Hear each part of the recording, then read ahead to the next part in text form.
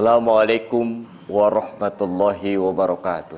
Waalaikumsalam warahmatullahi wabarakatuh.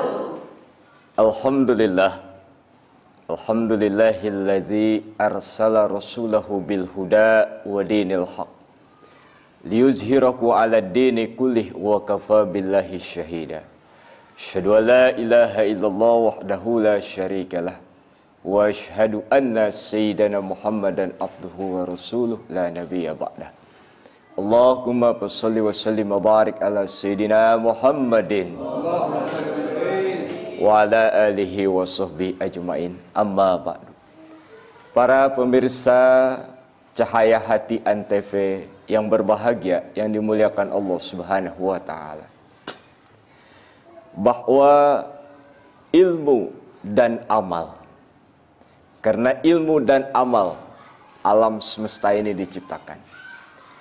Ilmu dan amal, kitab-kitab Allah diturunkan. Karena ilmu dan amal, para rasul, para al-anbiya diutus oleh Allah Subhanahu wa taala. Bahkan karena ilmu dan amal, kita manusia diciptakan oleh Allah Subhanahu wa taala. Bahwa antara ilmu dan amal atau ibadah dalam hal ini, bahwa mana yang harus diutamakan atau didahulukan. Bahwa kata Imam Al-Ghazali, beliau mengatakan ilmu lebih utama daripada amal atau ibadah. Kenapa? Karena dua hal. Pertama, ilmu adalah dasar, ilmu adalah pondasi, yang dalam bahasa Arab adalah aslun, wa dalilun, dan ilmu adalah sebagai pembimbing bagi pada ibadah itu sendiri. Bagaimana seorang hamba ia menyembah Allah Subhanahu wa taala, sementara hamba tersebut tidak mengenal Allah, tidak mengenal sifat-sifat Allah, sifat wajib, mustahil, sifat jaiz.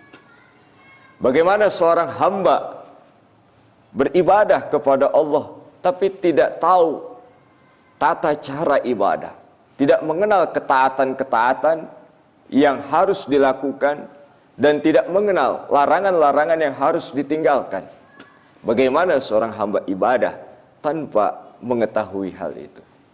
Nah, itu yang pertama.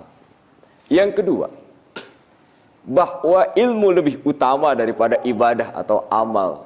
Dalam hal ini adalah bahwa ilmu yang bermanfaat akan mewariskan rasa takut kita sebagai hamba kepada Allah Subhanahu wa taala.